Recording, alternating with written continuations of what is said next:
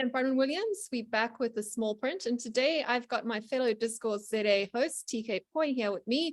As always on my show, I ask our guests to introduce themselves the way they'd like to be introduced. So TK, please introduce yourself to the listeners of the small print. Hi, Bronwyn, and thanks for having me. Big fan of the show. How do I introduce myself? Well, I'm a policy, I think I'll say policy geek. Thoroughly love all things policy, because I think, look, that's how things basically get done.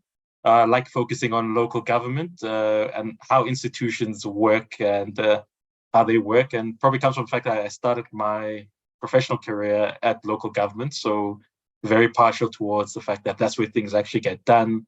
I had a bit of a stint in the legislature, and I've been consulting, speaking to various groups, so I try to put policy into action and just raise a few ideas about policy and just saying, listen, let's use the tools we have to get this country to where it's supposed to be, which is, I always argue, upper middle class country. Yeah, I like that. Put policy into action. Now, there's, of course, that like ongoing trope that goes across media, social media, and general public discourse that women, when they have problems, they go and complain to their partners, and what they want is not actually a solution. They just want someone to listen to them complain. So I'm going to try not be that sort of woman today. Rather, instead, I want to talk about actually getting your ideas on how to solve some of our problems. I'm not going to spend too much time rehashing the problems that we have in South Africa. I think we can start with the very obvious one, which is that we should be a middle income country proper. I know that when I try to pay for subscriptions, South African, they still charge you middle income rates. But we're not really that way when it comes to looking outside the window and everything else that's going on. And to that end, I read one of your papers that spoke about South Africa, a development state, but not as a birthright, right? And I thought that had some pretty interesting ideas we could pull out, because that cuts right to the heart of that issue, that how do we become an actual developmental state, which is necessary to get us or to drag us kicking and screaming into middle income status. So maybe you can just elaborate a bit about the key abstract or thesis behind that paper, and then we can get into it from there. All right, no, thanks. Look, I think it touches on something your show always touches on, which is the economy. Look, I always say this, what I was saying in the papers, that for the longest time, people would always hear government say, we are a developmental state. And it's such a used phrase, but no one really digs deep to say, what is exactly a developmental state? And without boring people, in fact, it's an economy, basically it's a state that says, look, our first and only priority is economic development, following which everything else will follow from there. As I think you know, for the last 2 decades, 3 decades, we've not actually done that. South Africa has invested in, so many things, you actually forget what we've invested in, but we never quite take the economy serious. And my paper was simply saying, look, the first point, like I think at AA, they always teach is admit what you are not, admit what you are. And I think what we are is we're not a developmental state, because if you look at our policies, we've never really prioritized the economy.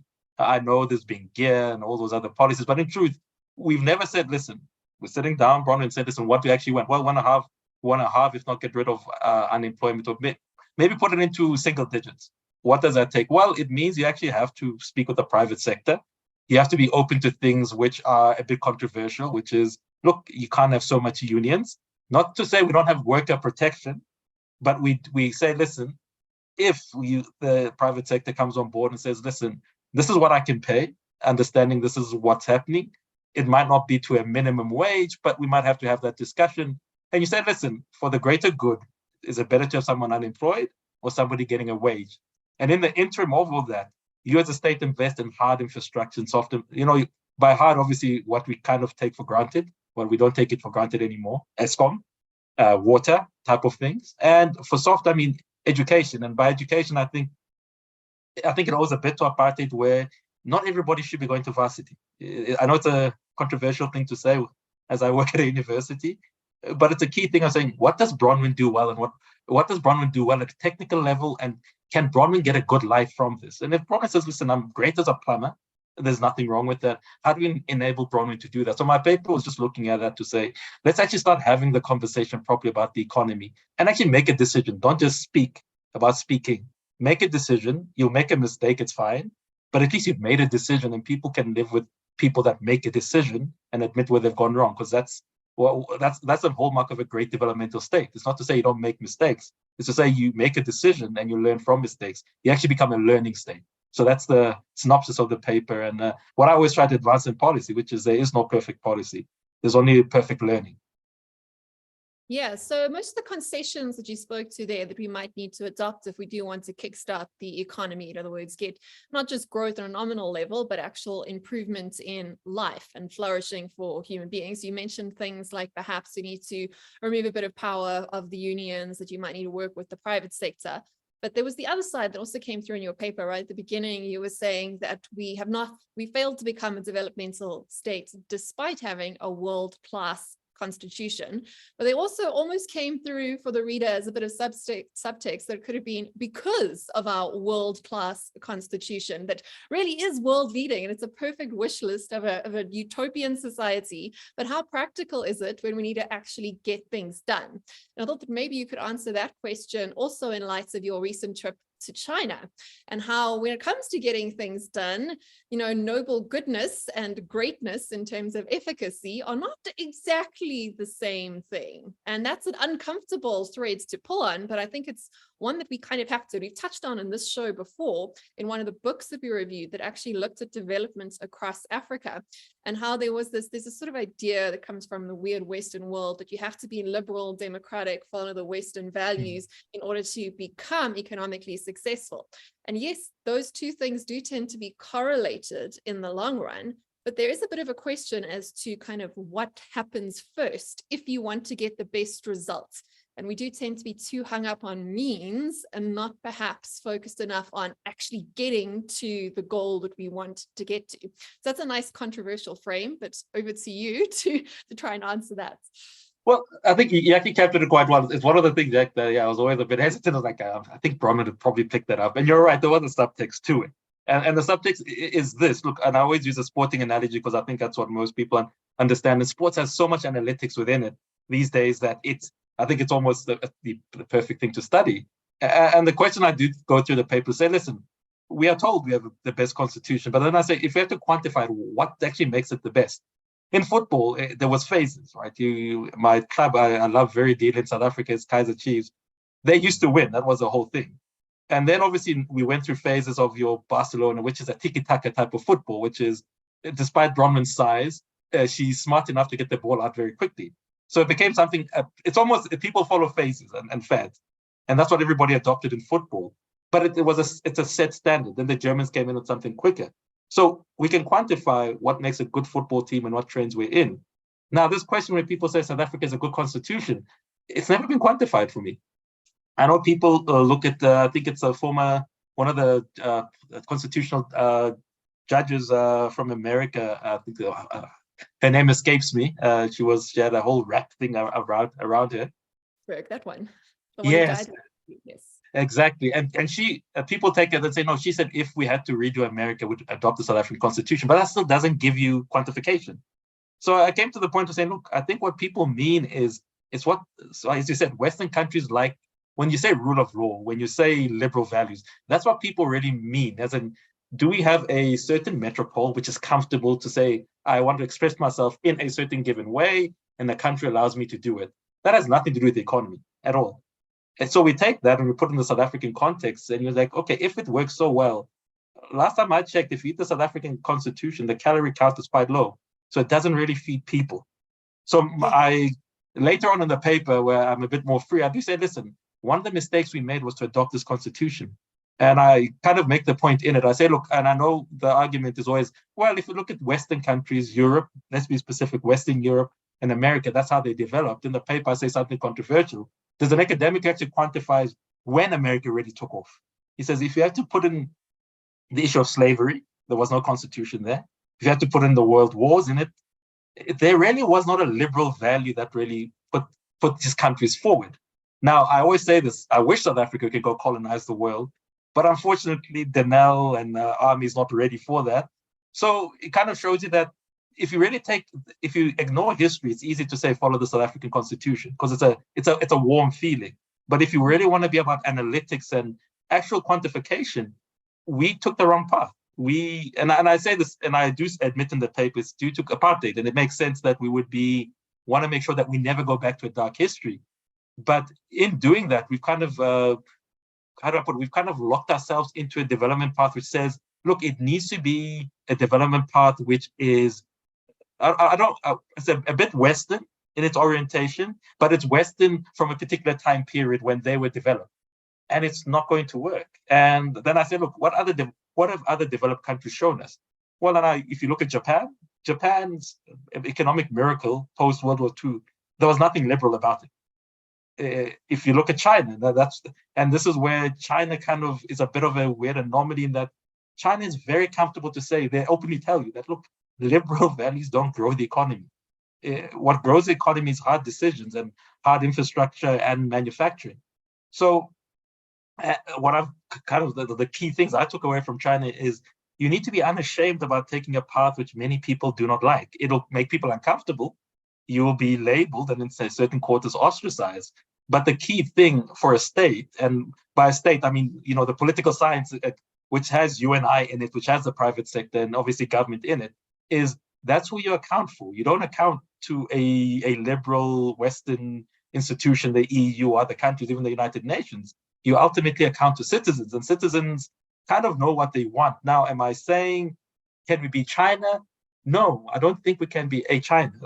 And the Chinese are very clear. The same person, no one can be us. I think they call themselves a civilizational state, which has its own connotations to it. But what they do say is what works for you. And I think my key takeaway from China was to ask the question, what does South Africa do well? What does the South African state do well? Here, the private sector and government. And what do South African individuals do well? And when I look at it, what we do well, and I'm looking at your bio, I know you've traveled, South Africans are brilliant at finance. For some reason, our guys are very headhunted around the world. So we've got an ability to produce that type of individual. We're good at making innovative things. We're brilliant at agriculture.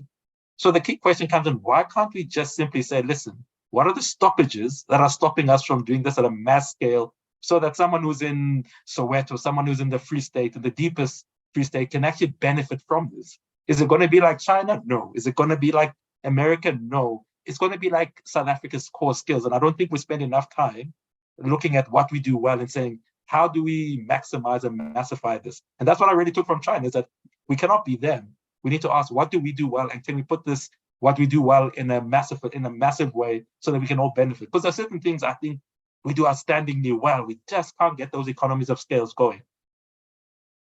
Yeah, I think what I'm getting from what you're saying there is that, again, the subtext there is it's not a case of one particular form of government necessarily being better than another theoretically. Government in theory doesn't feed people. It's only government in practice that does.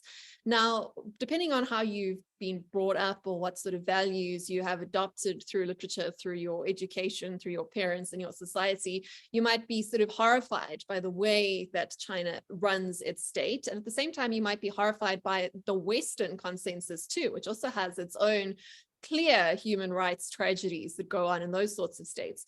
But that's sort of secondary to the point that government has to be effective first and foremost. Yeah. And that's something that we are failing on, regardless of what our constitution says, at a very obvious level.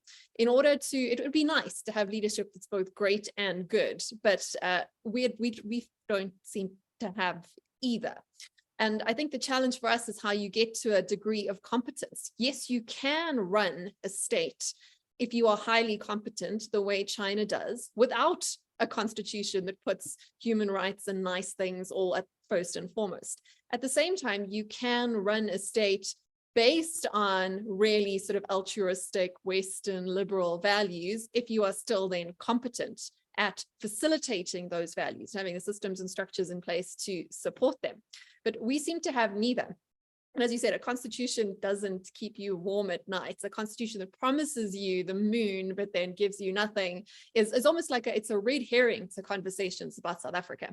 And people tend to sort of heroize or lionize that piece of paper, but a piece of paper is not worth anything without action that backs it up. And I think that's the challenge. Like, of course, you can't adopt the Chinese model here in South Africa because the Chinese model is premised on every tier of their leadership in their government institutions actually doing their jobs. Like they still have this whole sort of humiliation parades there, don't they? If you miss your targets, right? There's like a cultural shame in not fulfilling your role, whereas we don't seem to have that. We don't, And that's something that I suppose liberal South Africans might get a bit wrong. We just simply don't have the sort of government that has the ability to be autocratic at the moment. At the same time, we don't have a government that has the ability to give us the structure and support that we need, the scaffolding that you need for the economy to grow on its own on the liberal side. So how do we fix that? For me, I'd have to take quite an agnostic path to that, say do whatever works, but how do you get to a point where it is working? What needs to change and how can that change? Because I'm not convinced, and I know that other people on this show and on your show probably have argued otherwise, that our constitution, our legal system is enough to bend things eventually in the right direction of history. Clearly it's not, because clearly we have a functional legal system, but we still don't have functional politics on a day-to-day basis, functional institutions that actually get people what they need, that give service delivery to residents of Johannesburg. I mean, right now we don't have water or electricity, right? You know, in the middle of winter. Like these are very basic things. I don't know if you have any thoughts on that, because that's the heart of the issue. You need functional, competent government to govern in any direction. And thereafter, it's secondary, sort of the method you take. I mean, that's for business too. I mean, Elon Musk gets things done. You don't have to like him, but the fact is he has put rockets into the sky. And he has built businesses that have made lots of money, and he's done it from a top-down perspective. Other very much more liberal businesses like your Salesforces and your Patagonias also do well, but they are competent and functional, and we don't have that.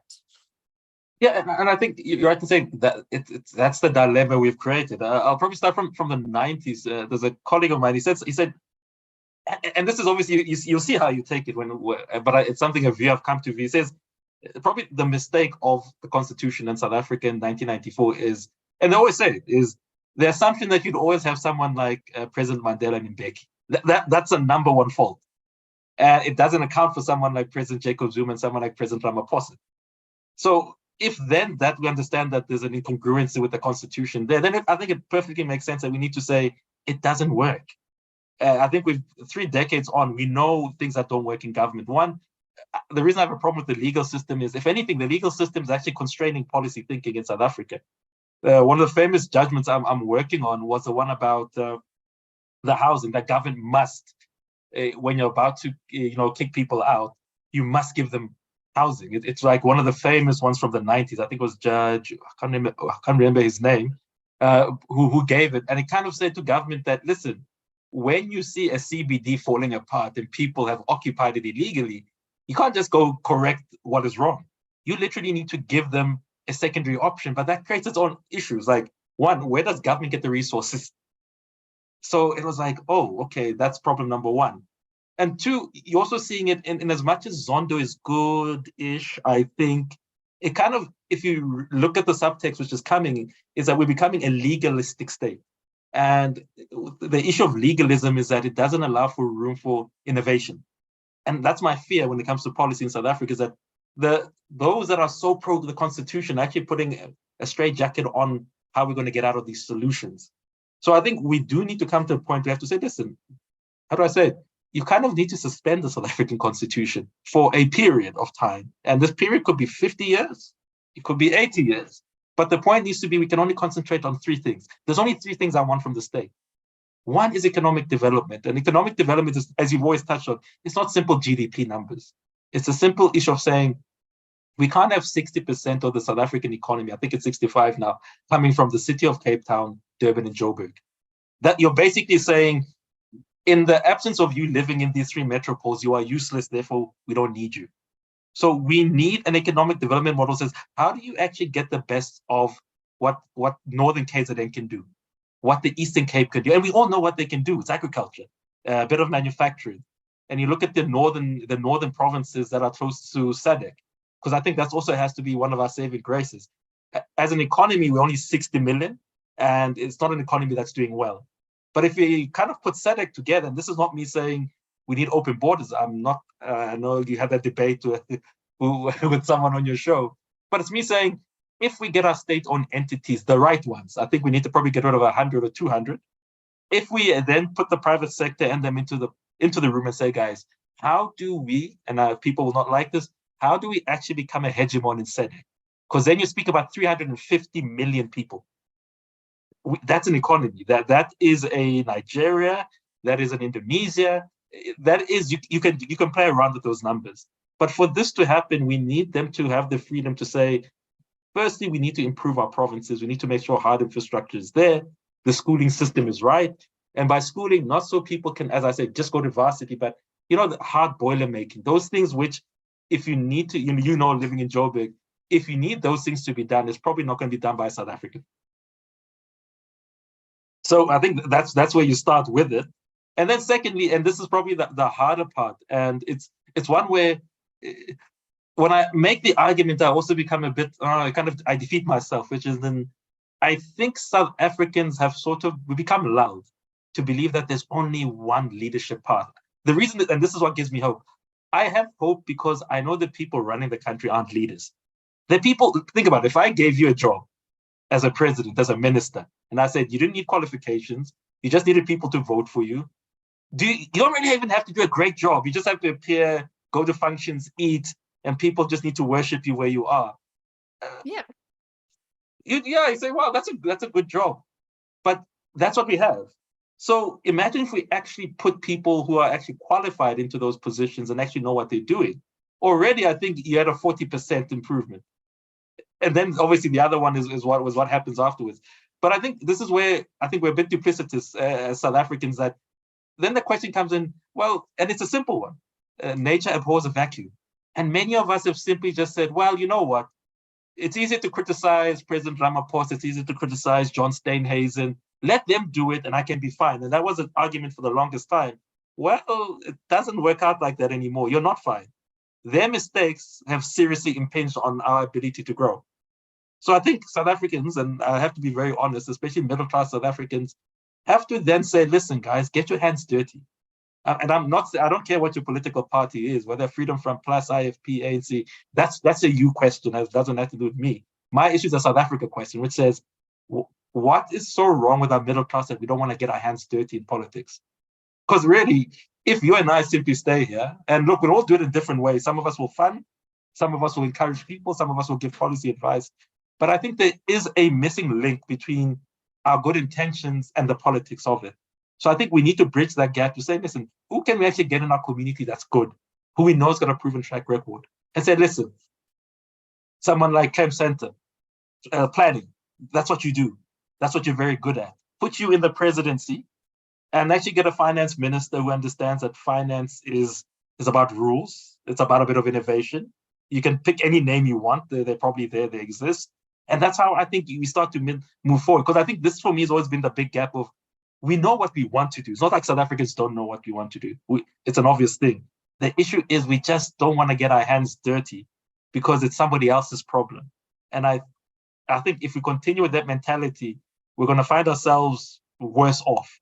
So that's the second thing. And then the third thing is we also need to be very honest and say what South Africa does well, and for South Africa to really hit upper middle income, is we need to be an export, or not just raw materials, but heavy services and innovation. And I think we can do that. But that really requires us to have a mindset shift to say, South Africa is great, and South Africa can get stuck in our lager mentality in South Africa. But there is something where we need to be very open and say, listen, like Singaporeans do, what we are is we need to offer the world something. And I think once we start to take that on, it will force us to then ask the question, well, if Bronwyn is going into X position as a CEO of a private listed company in South Africa, or is running a small to medium enterprise, or is in the SOE in South Africa, does she get that mentality of, listen, what you are doing is not for this little 60 million. It's for 350 million people in SADC. And thirdly, it's for the wider world, meaning we then need to make hard decisions about, Bronwyn, I love that you're making those little cute little things there. They're working for you. But guess what? We can't fund you. What we want is mass scale. So that's how I think about it in my disturbed mind. And hopefully, it's not that disturbed. No, not at all. It's a question of value. I speak about this a lot in my day job and on this show. And that's what it is. You need to get more individuals within our country adding value and less people extracting value. Now, the main value extractors in our society are, as you said, in public service, where wages are higher than they are in the private sector to a large extent, and where there's no accountability. So you've got this large sort of value extraction there. There's also the challenge of value extraction in terms of the sheer weight of people who are dependent upon the state. Yeah. So I like try and separate it into like there's essentially three groups of people in society from an economic perspective. Like people used to say sort of upper middle, lower class, but for me it makes more sense to think about it in terms of people who are economically independent. These are your like really wealthy people who don't need to earn a living, who live off trust funds, who are again not exactly value contributors to society because they can essentially live outside of society, which is what you're kind of alluding to. We tend to have economic solutions to political problems if you are wealthy in South Africa. You know, you build a wall, you buy a private security company, you know, you pay for those services. That doesn't contribute.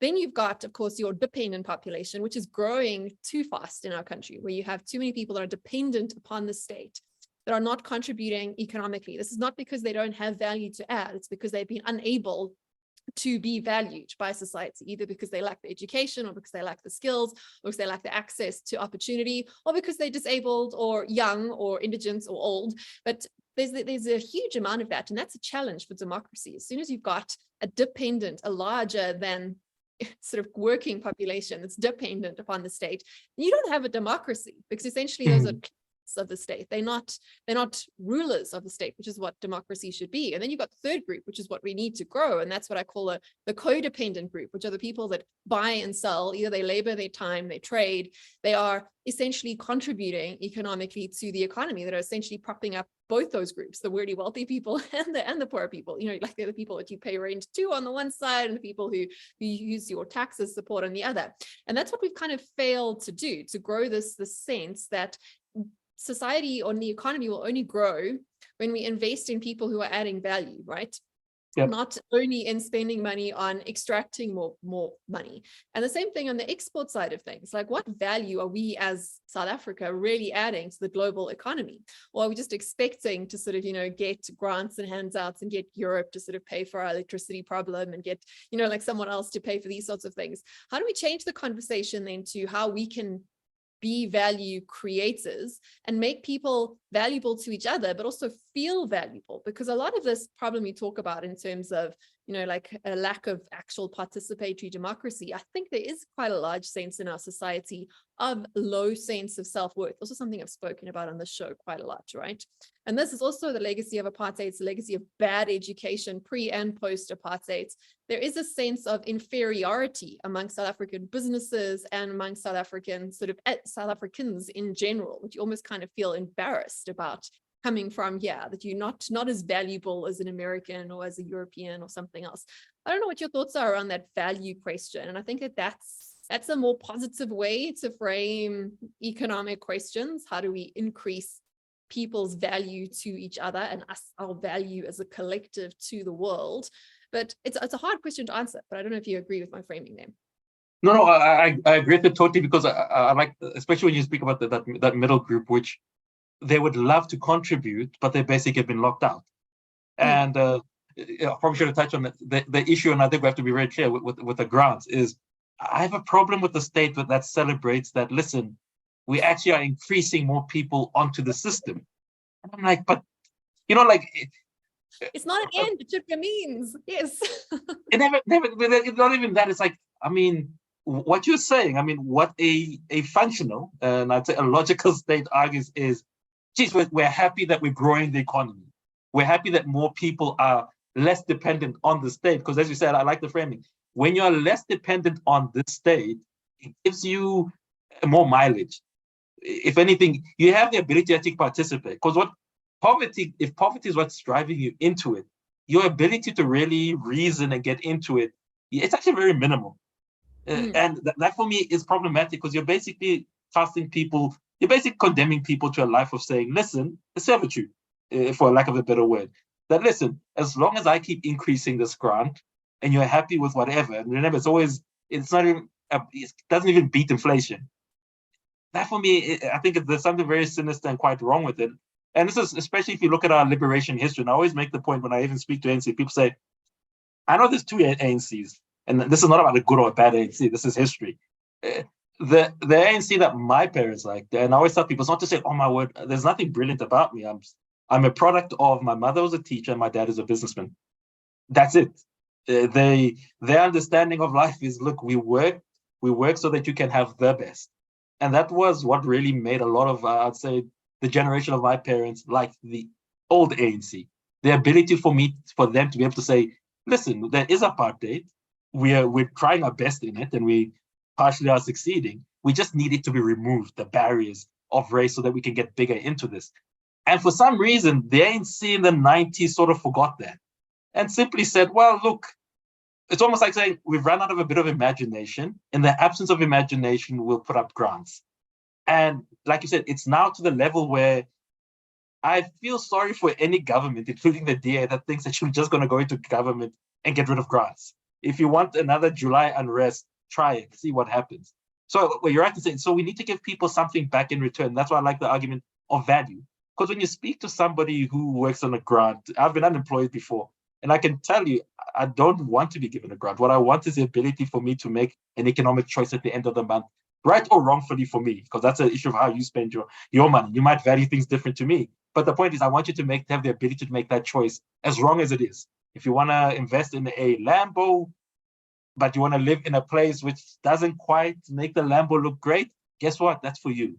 And I think you're right. So the issue there does need to become a debate of what do people value? And can we get those people to say, listen, the issue of a grant is not going to give you long-term value in this state. Never mind this state, it's not going to give you long-term value in the global world. How then do we get you to actually become a citizen that has the ability to have value outside of South Africa's borders? And for that, I think you have to make a tough decision, going back to the issue of the constitution, where you say, listen, we might have to make a decision of saying, we need to have a set rule, which says in the next 10 to 15 years, it doesn't matter what the situation is, we are actually going to get rid of grants. Put it out there. To say, speak to Treasury, put it as a rule to say, we are looking to say every 5 years, grants are going to be diminished. Now, what we need to, then the question comes, what you're saying is, that puts a responsibility then on the state to say, well, what's the opposite of a grant, which is long-term? Is what you're saying, employment. The ability to then make employment. That basically says you then have to get in a room with the private sector and say, guys, we might, as a state, it's not our job to really make employment. We need you to come on board. How do we do this? Understanding that we've sort of basically wed ourselves to the idea that in 15 years, we're getting rid of grants. It's almost like putting a gun to their head and saying, guess what, guys? 15 years, this gun is going to go off.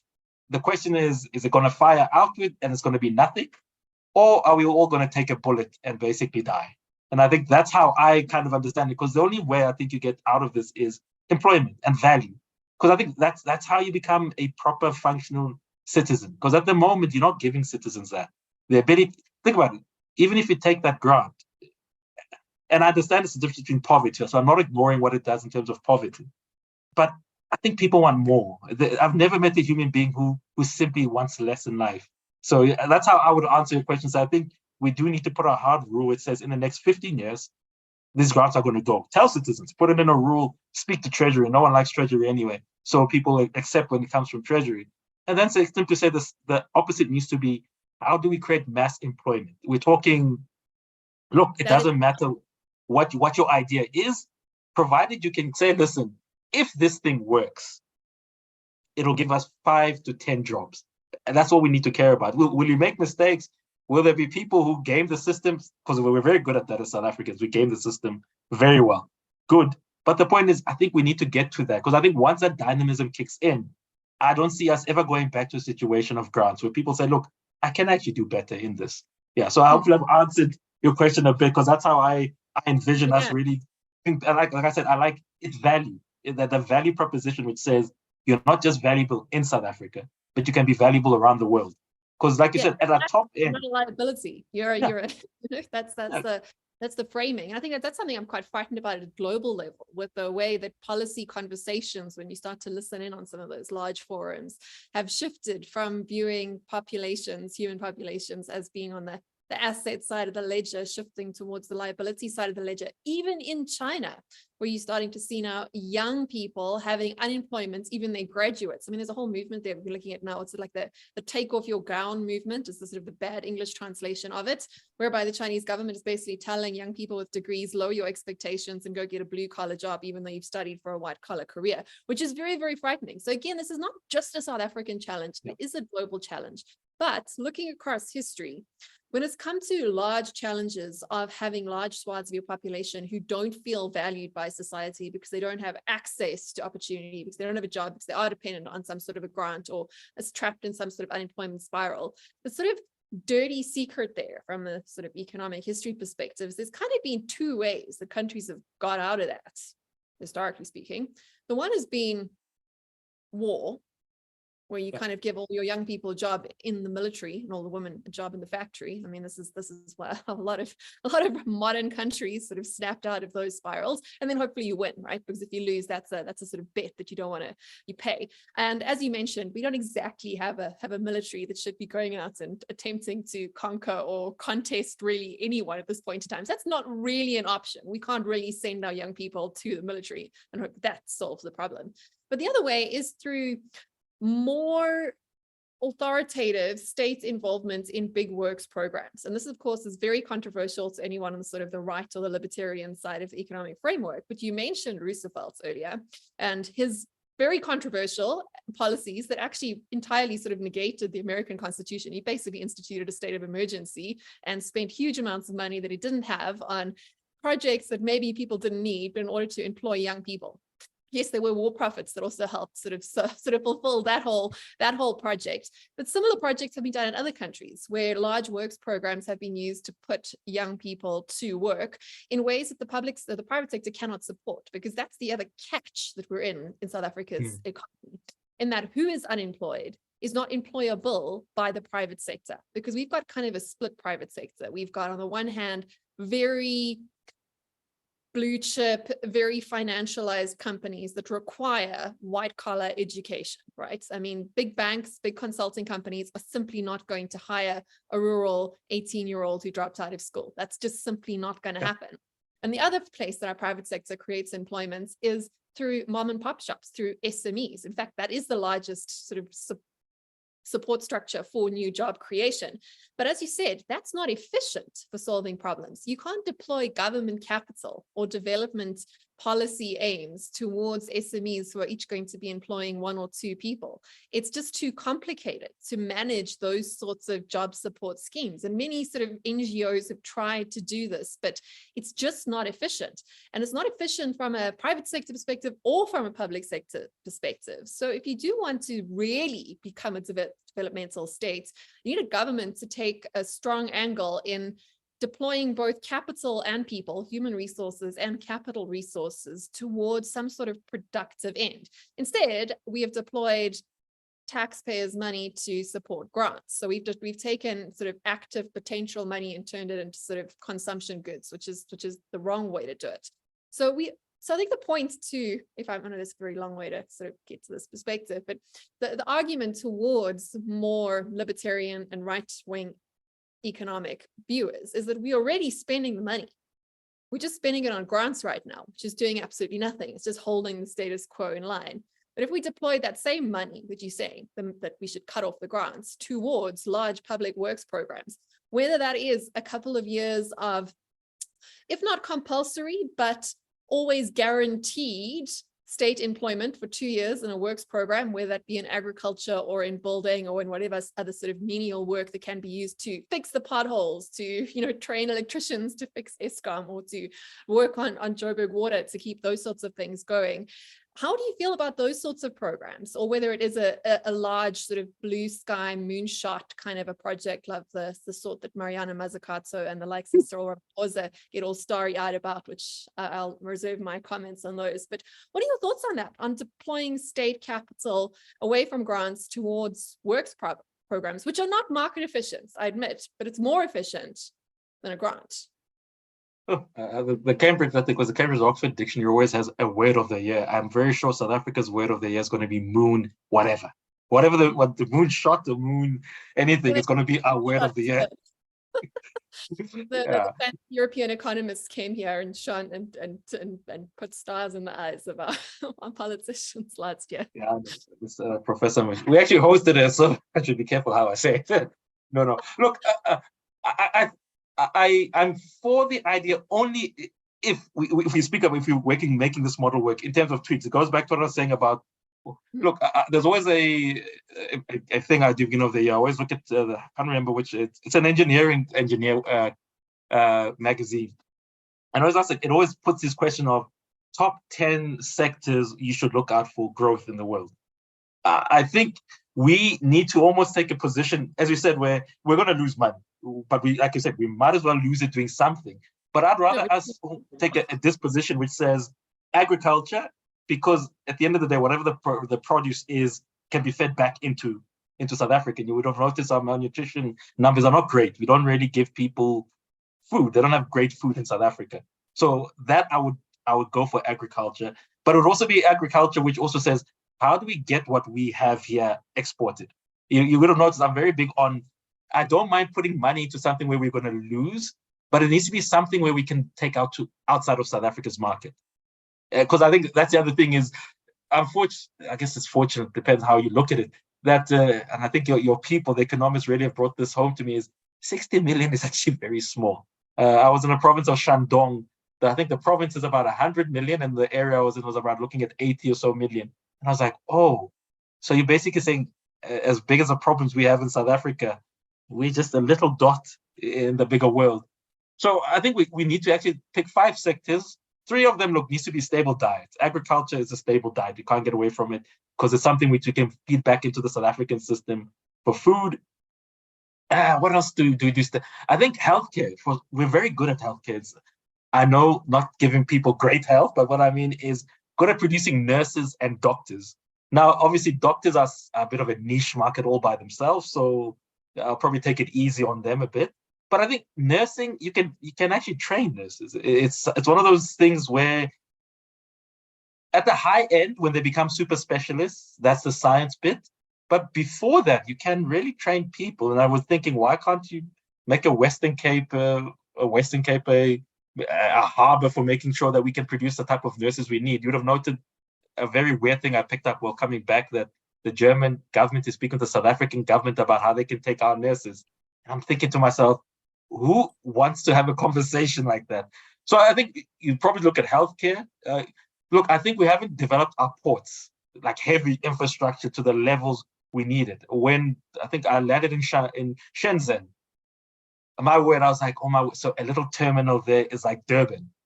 So I think, yeah, we need to invest heavily in, can we get things quicker out of the country? So you're right in saying, I'll go for a public work which says, let's basically make our coastlines basically, we just want to see terminals. Beaches, we love our beaches, let's keep the beaches there, but let's make sure we have special economic zones and terminals where we can get things out at a quicker rate. So those are the 3 things. And then look, maybe, I know you always speak about this. Then literally, maybe this is, I don't want to say moon because I hate that term moon. Because I just don't like the term anymore. I think between Mariana and John Stenhazen, they've killed my love of the moon. Then I think you need to take 2 industries which we can say, listen, the middle class that is coming up in the world is going to come from Asia. What do they like? All middle classes like stuff. That's the definition of a middle class. Those who like it buy. Yeah. How can we get it? Yeah, and the question we need to ask is, what can we build? What can we invest in? What can we make with the new ports we have that can actually say, let's get our stuff to these people? Understanding they're going to get old. That's the other thing in Asia, especially China. What can we give them? And that's why I'm saying maybe I agree with the idea, but I think it needs to be dovetailed in such a way that it becomes long-term. And then within this, we then need to make a decision which says to the private sector, look, you guys are sitting on capital. There are SMMEs. How then can we scale you guys up to the level where, look, that the state will over the next 20 or 30 years move out of some of these things? Because I don't think it's, except for it's strategic things like energy, defense. I think, yeah, there you need the state, albeit a specialized type of state. But then we have to say in the next 10 to 30 years, the state will say, listen, we're going to actually roll back, meaning we're going to sell off. We're going to privatize certain things. So that's how I kind of envision the question you're asking, to say, let's concentrate on 5 things, because more than 5 in South Africa, we've noticed we're not good with maths. So let's keep it to 5 because we can all count to 5.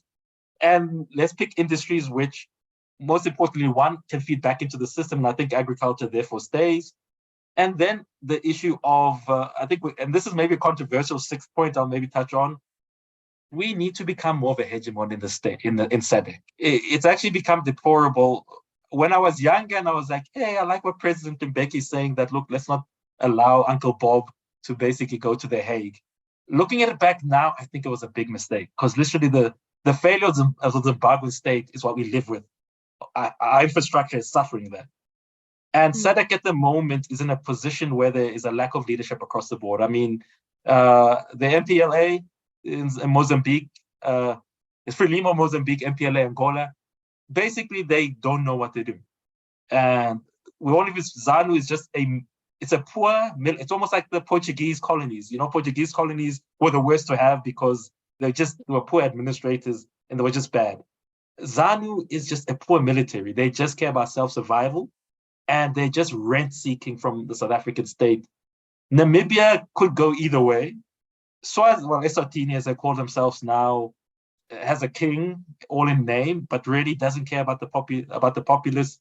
Lesotho has, for the last 40 years, been failing. It's one of the things we never speak about. And we also always forget Lesotho has something new in Joburg, us in Gauteng care very much about: water. And they're failing. And if you notice that, because I sometimes have to go through the parliamentary things, they're becoming more nationalistic. And they're asking a key question: why are we giving South Africa a discounted rate of our water? So there's no leadership in SADC. And I think the question does need to come up and say, listen, I'm not saying we're going to be America and do what America does, but there is a question of, you do need hegemons in the world, whether we like it or not. And I think what we also then need to ask is, say, we do need to lead this region. And I think what we could lead it with is to give them what you always, I like the point, the value proposition, which is to say, I don't care what your government is. You want to be a military junta, you want to become an overly liberal state, good for you.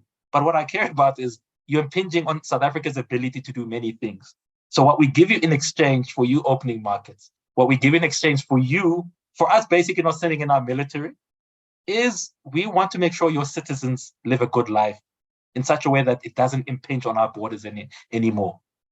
And so that's how I view your question. And that's my answer to your question. Yeah, again, it comes back to, these are all very feasible projects. We're already spending the money. It's not about spending more money. It's about spending the money we have better. But the question is, of course, that we keep on coming back to, the sort of the cul-de-sac of South African current situation is, how do we actually change the politicians that we have in place? Voting can take us so far, but we still seem to be hamstrung by our party politics mechanism, which is kind of baked into our sort of electoral constitution. Yeah. What changes could we make? I mean, you are a policy analyst there. What changes could we make to either relax the rules or to tighten the rules in such a way that we have better odds of competent, whether they are liberal or whether they are very conservative? That's, as you said, that's the least of our problems. The big problem is we lack competence. How do we get a systems and structures, particularly an electoral process, that facilitates the selection of the strong, not the selection of the soft, which we have right now? Well, right. I think that's always a problem. Well, I look at it in two ways. I'll give you a time period because it's always easier to put things in time. 10 years, right? Well, I think the first thing we need to do is, I don't think willingly you can ask, like going back to what I said, there is no MEC minister or even a backbencher in South Africa who's earning $1 million, but has never had the qualifications to get to $1 million. That's going to willingly say, oh, well, you know what, for the greater good of the Republic, let me step out. So I think that's the problem. Of course, because you're basically getting a dividend which you did not account for in your life. Yeah. And why would you leave? And plus, you always forget that they get other benefits from it. So I always look at it from an institutional perspective. This is where I always like local government. I use Gauteng as an example. The argument I'm pushing is to say, I think we have too many municipalities in South Africa. I think it's over 200, and they don't make any sense whatsoever. So I think if you're saying, where do we actually start this movement of sorts? As I always said, listen, in a place like Gauteng, we need to make the argument to say we only need 3 municipalities. Four. I accept that the city of Joburg and the city of Tshwane will exist. That's fine. But then I think what you then do is to say that we need to make you guys special SEZs. We will give you freedom from the national government insofar as the economy. Let's loosen the markets within you guys. Let's allow you to go seek FDI to your heart's content. The only thing we'll ask in return is give us mayors and people that actually know how to count numbers. That's number one. And they count numbers. Qualified to get the job. To get the executive job, you should have executive skills. That's a reasonable concession. It's a reasonable concession. Politician would agree with that. Yeah, but I think that's when you legislate, because you also have to remember that if you look at the 2008 crash, a lot of it, the issue of giving people that did not qualify loans in America. Now imagine, the panache of our politicians, how they love things. So we can basically say we literally would not be able to afford a city of Joburg and Tshwane collapsing because of people signing the wrong deals type of thing. And then I think you then separate and say the other benefit. And remember, I think I rolled this out to even places like the city of Cape Town and Durban. There's a presentation I gave, which says, look, I think in short, we only actually need 5 super metros in South Africa. Yep. Cape Town, but then I'd say Cape Town, but expanded Cape Town. There's certain municipalities I would put Cape Town in, because Cape Town, Stellenbosch, I think there's a term economics like using, agglomeration, I think is a terminology you guys like using, which it says, listen, I think you can really have agglomeration if you put a Stellenbosch and a city of Cape Town, make it one thing. They find their way. They're well on the way to doing it. So you kind of do that. In KZN, where Durban is, the city of eThekwini can be expanded. Eastern Cape, controversially, I'll say this, can only get 1, because in truth, they don't qualify. They shouldn't. What you can do something different with the ports. That's something else. Perfect.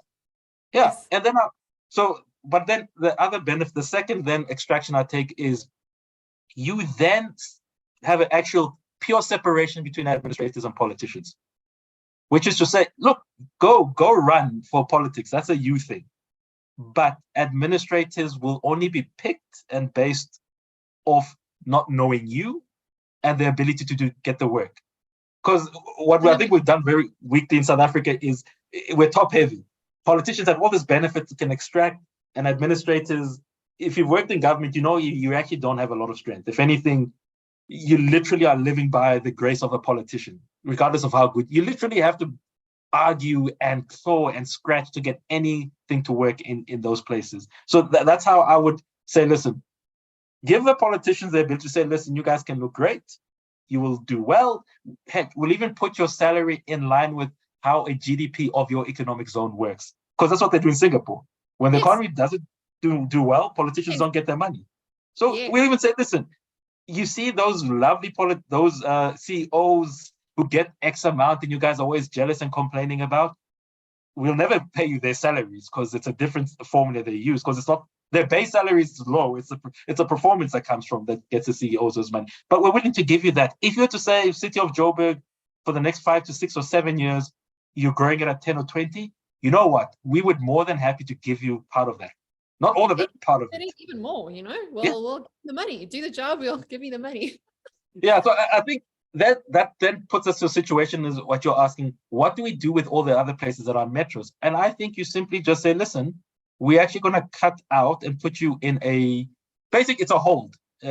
Living in Australia, I learned that, in Australia, there are states. There is Queensland, there's New South Wales, Canberra is not a state, it's a state only because it's where government is. But then there's what you term the territories, Northern Territory and the like. And then what you basically do is you put them under national government to say, listen, guys, we're going to, too small. And you actually don't have an economic dividend you're giving us. So we, as national, will be entrusted with making sure that we can grow you. But since we're doing this exercise, it means we're going to have less politicians. So this is all at local government level.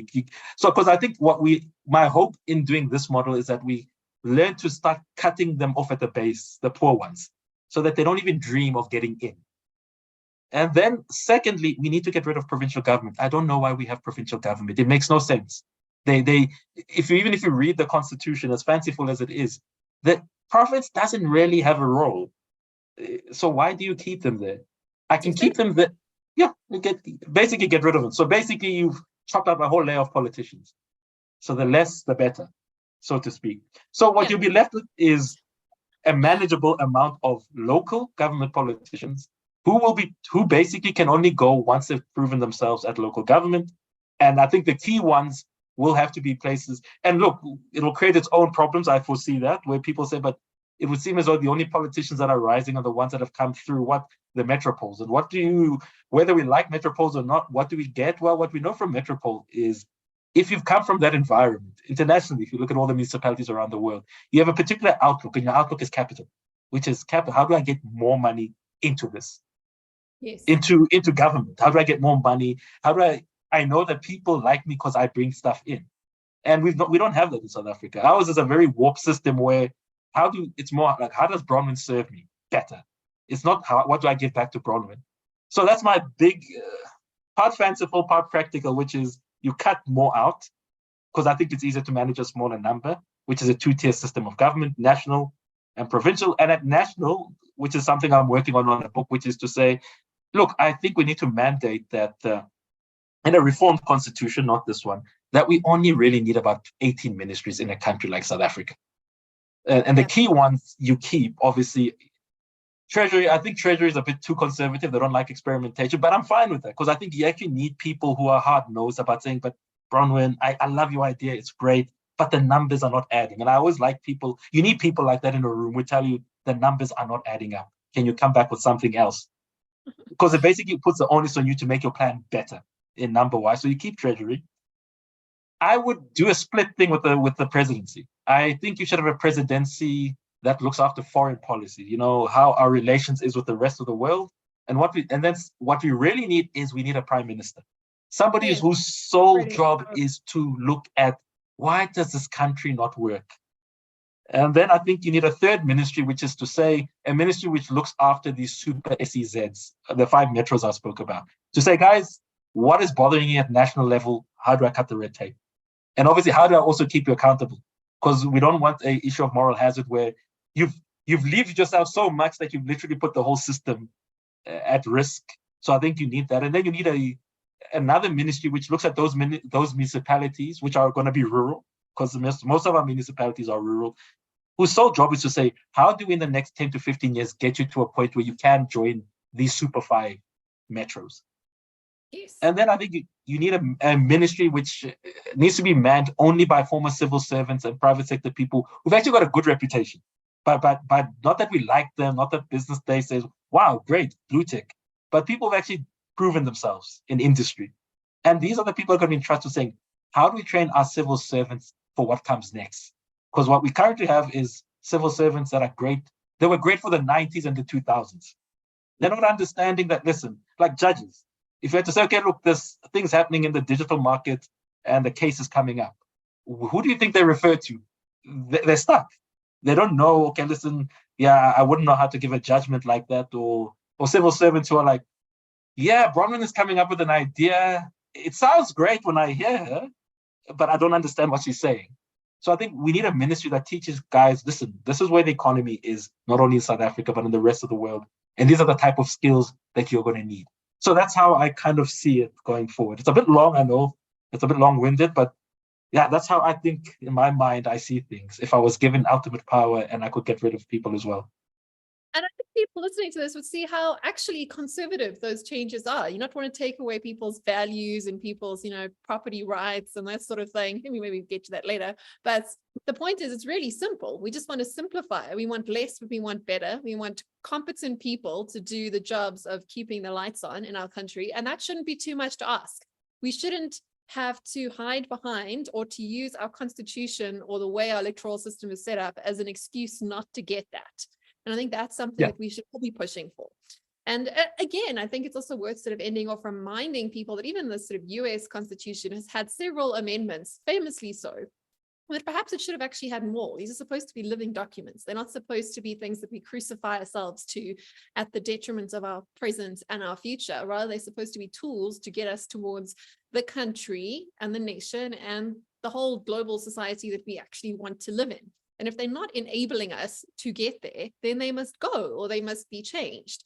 And that the means should never be confused with the ends here. And we have to change and keep on changing the systems and the documents that are governing our society until they getting us what we actually want. And if things that are beautiful in theory don't work in practice, we have to have the wisdom and the pragmatism to amend them and the courage to do so too. And I think that this is very much the time to do that.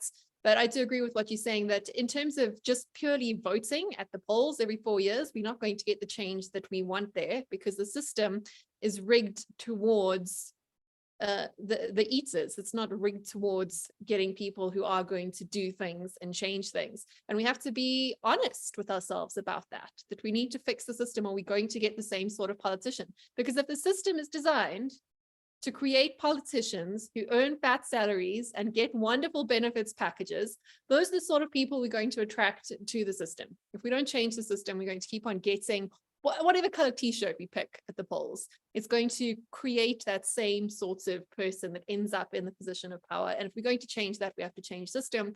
And that means perhaps letting go of some of our dear lionized pieces of paper that we believe hold us together, because that's not what holds us together. It's us, it's individuals making choices every single day that build an economy and a society.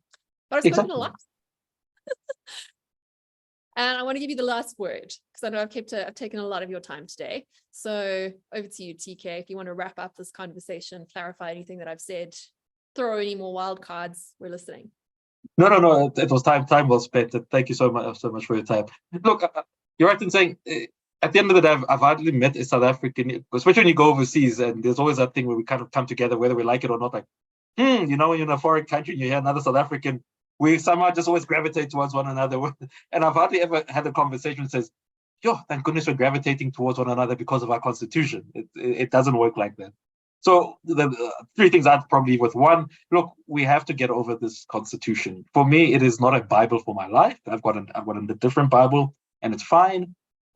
Secondly, what people want, and I think and this is the other thing about South Africa, that South Africa has the world in it. By that, I mean, I think we have every race in the world. There's nothing we do not have. Yes, it creates its own issues, but at the end of the day, what will then hold us together is a country that functions. Because when South Africa functions, and this is where functioning for me is, you get an economic dividend, I get an economic dividend, because then we're coming in from a position of, how do we make it better? So when we speak land, it's not a question of, well, I just because of history. I'm like, no, okay, how do we make it better? Because I think that's a conversation, and that conversation can only be had if we all agree that, listen, what's going to make us work for the next 50 years is the economy. What comes after that, that's for our kids to sort out. But what we need to give them is a proper basis of an economy, so that they're in a position where, like you said, we don't have to go to the EU, we don't have to go to the World Bank. Because I think every South African knows, once you do that, I think you're a proper third world. As in, look, change your Facebook or your Instagram status as a South African country and say, blue tick, third world. Because I think that's what it means to go to the World Bank and those things. You should only go there from a position of, listen, the books are balanced, and we really need this infrastructure for the future, and we just need you to, basically, the interest rates are lower there, therefore we're taking it. Not that we could actually... Handout we're looking for. Yeah, that's it. And then the third thing would be, we do need to be more honest to say, listen, part of the reason why these politicians get away with things is, I think we're very, shame. That's South Africa's, shame. And we need to, look, there is no white knight, there is no Mandela, there's no Mbeki around the corner. All there is what you see. And we need to be honest enough to say, if you're looking for Mr. Steenhuisen, if you're looking for Julius Malema, if you're looking for any other Mr. or Miss or Doctor or Professor to save you, that's not going to work. And my argument's always citizenship, and this is where we've been very poor, needs to start at community level. We need to say that your property has a value and you'd want it to become better. I have a value and I need it to become better. So for that to happen, we need citizenship and we need community at the most local level. And the most simple way we start to enter that conversation, besides how you and I interact with one another, is to ask who's going to represent the both of us. And to actually then say, you know what, James, Sipho, they're not doing it, hey? Can we get somebody else? And for us to get dirty, because I think that's the thing that's always missing in South Africa. We're very bad at taking ownership. We love outsourcing it to someone else. Like, no, the DA will do it. No, the Freedom Front Press, no, the IFP. Cyril will do it because he's a good guy. He's one of us type of guy. And then we get disappointed when we get into this whole lager. Oh no, shame on us. And I think that's what needs to change. And I fully admit that's a long-term issue. And it's an issue which says, instead of you and I looking at the politicians out there, let's look internally and say, why are we getting this so wrong? Why am I getting it wrong? Why can't I come up and actually say this to my own community, guys? Let's have a discussion. And I think it's something so that until we get to that point, we're basically going to be doing this cycle and then get upset and then say, oh, well, 2024 didn't work out. Let's do 2029. And then it becomes a soap opera, all the while forgetting economics is very cruel. It doesn't wait on you. And South Africans always have this belief that when you get this special person, things will be right. Forgetting that if you're falling behind every quarter, you're basically fighting just to catch up with the many quarters you've missed. You're not even getting to the point of where you're going ahead in years. You're fighting a quarter. And I think we need to get away from that mentality and say, listen, at the end of the day, and I say this unashamedly, look, I've had the privilege of living in Australia. Australia's like South Africa, but things work, but that accent over years gets to you. The Australian accent just grates you over time. I love them, but it grates you. I would not want to live in the UK. America, nah, I'm good. Hey, I'm good in the Republic. This could be, I'm not saying we're going to be, oh my word, I'm not looking for us to be in America. There's only one America. There's only one China. But I'm looking to say we could be a place where it's just good to live here and we don't really need anything else. And I think that's the height of a country that works, where we can say, you know what, I've got the choice. I'm living here because I love it, but I can also move around. And I think that was South Africa could be a country where it's exceptionally great to live in, but we also know, like, we like going out and seeing other things. I want to die at home. I'm not looking to die anywhere else. And I always say this, because it's my choice, not because I'm going to be forced to live here because I had nowhere else to go. So I think that's how I kind of envision this thing going. And ultimately it has to come back to we, the citizen, the demo, we need to get serious about it and stop outsourcing our responsibility to political parties in different colors and whatever they do or don't do, I think is a wedding. Exactly. It's up to us. There's no one else there. Maybe it's not your fault. It is your responsibility, as I keep on saying. And it's all of our responsibility, not their responsibility, his or hers or them. It's us. And that's it. That's society. Society is just the whole lot of us making choices. So let's make better choices and get our hands dirty where we need to do it and change what needs to be changed and not resist that change for reasons that are more to do with ideology and less to do with pragmatism. Right now, we need pragmatism. And that should be the focus. Thank you very much. Thanks so much for joining us. Thanks for having me, Bronwyn. If you enjoyed this conversation, please subscribe to our YouTube channel and rate us on all your preferred podcast platforms. If you'd like to find out more about what we're doing, please join our Substack community via the link in the comments below. And as always, we'd love to hear your suggestions for future guests and conversation topics.